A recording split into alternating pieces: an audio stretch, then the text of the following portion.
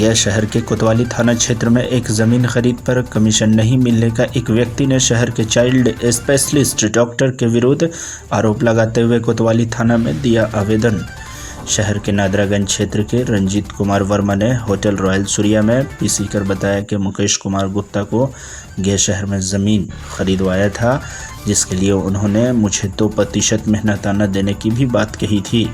जब मैं मांगने गया तो वे कुछ दिन टाल मटोल किया। फिर मुकेश कुमार गुप्ता और डॉक्टर नंदकिशोर गुप्ता, जो शहर के प्रसिद्ध चाइल्ड स्पेशलिस्ट डॉक्टर हैं, वे दोनों भाई मुझे क्लिनिक पर पैसा देने के बहाने बुलाकर मानसिक रूप से टॉर्चर करते हुए जान मारने की भी धमकी दिया, जिसके बाद 2 जून को उनके विरुद्ध शहर के कोतवाली थाना में आवेदन दिया और निष्पक्ष रूप से जांच कर पुलिस से न्याय की गुहार लगाया हूं। वहीं दूसरी पक्ष से शहर के प्रसिद्ध child specialist doctor Nandkishore Gupta ने उन पर लगाए गए आरोप को बेबुनियाद बताते हुए कहा कि ज़मीन के मामले में मुझे कुछ लेना देना नहीं, लेकिन हमारे भाई मुकेश कुमार गुप्ता द्वारा ज़मीन खरीदी गई है, लेकिन सब मामला साफ सुथरा है।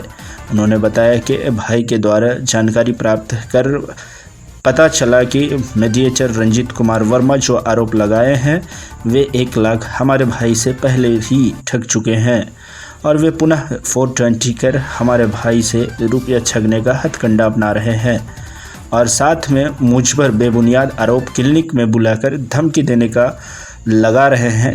वे जांच का विषय है। मेरी कभी रंजीत वर्मा से इस विषय पर मुलाकात नहीं हुई है। वे आरोप लगा रहे हैं कि उन्हें क्लिनिक में बुलाकर धमकी दिया है, तो जांच का विषय है। हमारे क्लिनिक में सीसीटीवी कैमरे लगे हैं। जो वे समय उन्होंने बताया है, उस समय का सीसीटीवी फुटेज पुलिस प्रशासन और मीडियाकर्मी भी देख सकते हैं। हमारे पर लगाए गए झूठे आरोप को कतई बर्दाश्त नहीं करूँगा। इसका हर्जाना रंजीत कुमार को भुगतना ही होगा। मैं उन पर मानहानि का मुकदमा करूंगा, क्योंकि आगे से किसी भी व्यक्ति द्वारा किसी प्रतिष्ठित व्यक्ति पर झूठा आरोप लगाने से पहले सोचा समझा जा सके। 2020 को यहाँ के जाने माने child specialist doctor Nandkishore Prasad Gupta, जिनके अनुज मुकेश कुमार गुप्ता तो मैंने एक प्रति ज़मीन खरीदवाया था। इनके कहने के अनुसार इन्होंने मुझसे ये वायदा किया था कि आप ज़मीन हमको खरीदवा के निबंधन करवा दें तो मैं आपको पारिश्रमिक के रूप में 2% मेहनताना, जिसका 2,22,000 रुपये बनता है। मेरा यही रोजी रोटी है। मैंने इनकी बातों में सत्यता पाई, मैंने इनका काम किया, करवाए। उसके बाद मैंने मेहनताना मांगे तो ये बोले कि एक जगह से पैसा आ रहा है, हमारा निबंधन करवा दो, उसके बाद तुम्हारा पैसा हम मेहनताना हम दे देंगे। मैंने इनकी बातों पर विश्वास किया। विश्वास करने के तहत मैंने जब इनको निबंधन करवा दिया तो हम जब पैसा इनसे मांगने लगे तो 1-2 बार टाल मटोल किए। टाल मटोल के उपरांत थोड़ा मुझे कुछ शंका हुई तो मैंने थोड़ा सा इन पर दबाव बनाया अपनी बातों से कि मुझे पैसा दिया जाए। तो मुझे ये अपने क्लिनिक में बुलाए कि और तुम्हारा पैसा हम तुमको दे देते हैं।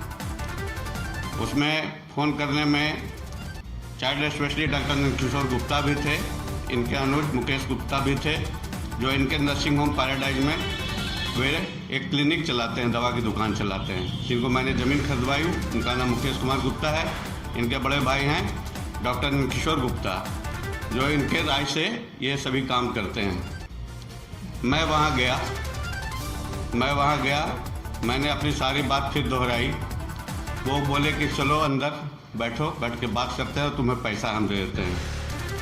मुझे एक रूम में ले गए, वहाँ इन्होंने दरवाज़ा बंद कर लिया और मुझे मानसिक रूप से टॉर्चर किया कि तुम बार बार जो पैसा मांगते हो तो तुम क्या समझते हो अपने आप को। हम कहा मैं क्या समझूंगा, मैंने तो आपको ज़मीन दिलाई, प्रति ज़मीन खरीदवाए, आपने मुझसे को आश्वासन दिया कि मैं आपको मेहनताना दूंगा, इसी का पारिश्रमिक लाभ तो मैं मांग रहा हूँ आपसे। इसके अलावा तो मैं और कुछ नहीं कह रहा हूँ। तो वो बोले कि मैंने कितनी भी ज़मीन खरीदी है आज तक किसी को कुछ उखाड़ के नहीं दिए हैं। अब तुम जो ये भरम में फूले हुए हो कि हम मेहनताना ले लेंगे, तो तुम कागज़ अपने पास रखो। मुकेश कुमार गुप्ता एक कागज़ भी हमको दिए लिख के बॉन्ड के रूप में, नॉन जुडिशियल स्टैम्प पर, जो 1000 का स्टैम्प होता है, उनमें उनका सही दस्तखत भी है। तो तुम कागज़ रखे रहो और तुमको जहाँ जहाँ जाना है, प्रशासन में जाना है, थाना पुलिस जाना है, हमको बहुत दूर दूर तक पहुँच है, इसलिए मैं तुमको कुछ नहीं दे सकता हूँ। और आइंदा दोबारा पैसा मांगने की कोशिश मत करना, क्योंकि हमारा पहुँच बहुत दूर तक है। और अगर पैसा मांगने आए तो तुम्हें मैं झूठा मुकदमा में भी फंसाऊँगा, जेल में सड़ते रह जाओगे, और ज़्यादा होगा तो तुमको फिर हम जान से भी मरवा दे सकते हैं। इन सब बातों से क्षुब्ध होकर मैं वहाँ से बाध्य होकर अपने घर की ओर वापस आ गया। यही मेरी दास्तान है। और इसके बाद मैंने कोतवाली थाना में कल दिनांक 2/6 को एक FIR किया है, जबकि इसके पहले 2 वकालतन नोटिस भी हमने इनको किया। 2 वकालतन नोटिस के बाद भी इन पर कोई असर नहीं हुआ। तब मैंने बाध्य होकर कोतवाली थाना में थाना प्रभारी महोदय को एक FIR दर्ज करवाए हैं। और मैं ये उम्मीद करता हूँ कि मुझे प्रशासन मदद करेगी, सरकार मदद करेगी, मेरा पैसा मिलने में मुझे सक्षमता दिलाएगी। आपने ज़मीन भिजवाया?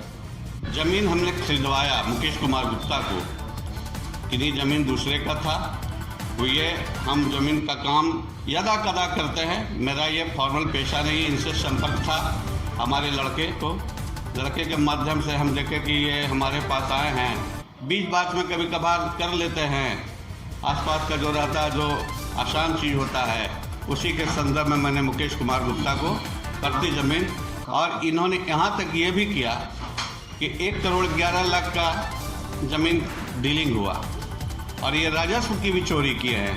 73 लाख का पेपर बनाए हैं, इन्होंने राजस्व की भी चोरी की है। ज़मीन कहाँ पर? ज़मीन कोयली पोखर सिपाही लेन में हम खरीदवाए हैं मुकेश कुमार गुप्ता को। अपना परिचय? मेरा परिचय, मेरा नाम श्री रंजीत कुमार वर्मा हुआ। मैं नादरागंज रिवर साइड रोड में रहता हूँ।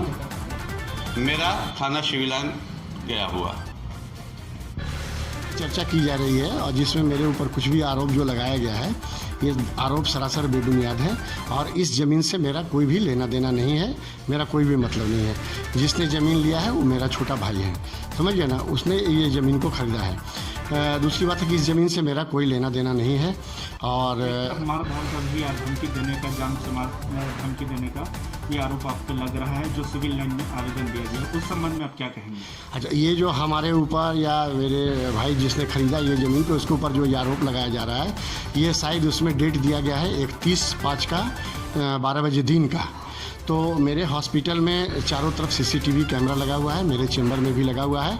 अगर आप लोग ये चाहें तो इसको जांच कर सकते हैं, देख सकते हैं। जांच का विषय है कि मेरे घर में या मेरे हॉस्पिटल में कभी कोई इस तरह का आदमी नहीं आया जिससे हमारी इस तरह की बात हुई है। रिकॉर्डिंग टोटल है, आप देख सकते हैं उसको, और उससे क्लियर हो जाएगा कि ये जो आदमी मेरे ऊपर आरोप लगा रहा है या मेरे भाई के ऊपर आरोप लगा है, ये सरासर गलत है और ये झूठ मूठ के बात बना रहा है। और वो आदमी ऑलरेडी इसके ज़मीन का जो इसका अपना कमीशन होता है, उसके बदले में 1 लाख रुपया ये आदमी ले भी चुका है, जैसा कि मुझे पता चला है। हालांकि इस रजिस्ट्री से ऐसे मेरा कोई मतलब नहीं है, मगर चूंकि मेरा नाम इसमें दिया है इसने कि इनके हॉस्पिटल में गए और वहाँ हमारे साथ गाली गलौज किया गया और मारपीट करने की और जान मारने की धमकी दी गई। तो आप देख सकते हैं इस आदमी को, जो आदमी आरोप लगाए, इस आदमी को हमने देखा तक नहीं है, और ये आदमी मेरे ऊपर ऐसा ब्लेम कर रहा है। और मेरे हॉस्पिटल में CCTV लगा हुआ है, मेरे चेंबर में लगा हुआ है, और 31 तारीख को 12 बजे बोला है। आप लोग जांच की विषय है, वहाँ आके देखा जा सकता है कि मेरे हॉस्पिटल में CCTV में अगर आया होगा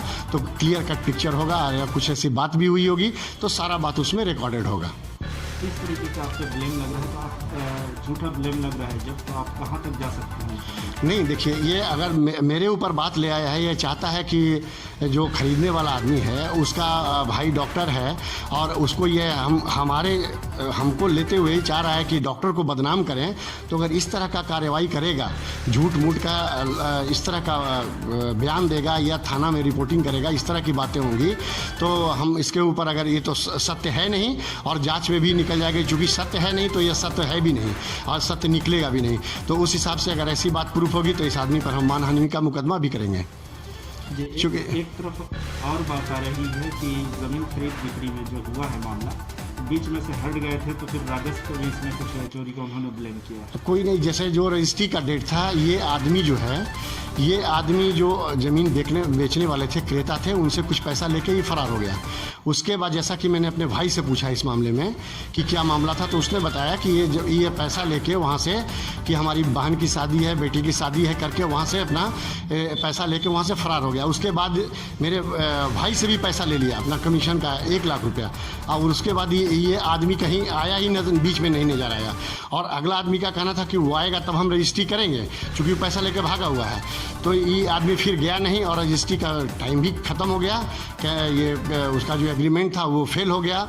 उसके बाद बड़ी मुश्किल से फिर हम लोगों ने, ये मेरे भाई ने मतलब उसको अपने परिचय के लोगों जो उनको भी जान पहचान के थे, इसके भी जान पहचान के थे, उनसे मिल के उनसे रिक्वेस्ट करके, और जो उसका मतलब जो ज़मीन का जो सही कीमत था, उस कीमत में उस ज़मीन को बाद में रजिस्ट्री किया गया। ठीक है। मेरा नाम डॉक्टर नंद किशोर गुप्ता है और मैं इस मामले में अनर्गल बिना मतलब का मेरा नाम दिया गया है। तो मैं इस मामले में ज़रूर, अगर ये तो सत्य है नहीं, अगर इसके लिए मैं ज़रूर उस आदमी पे मानहानि का मुकदमा करूंगा, और जो हमारे चरित्र को जो हनन किया इस आदमी ने, उसका हर्जाना उस आदमी को देना ही पड़ेगा।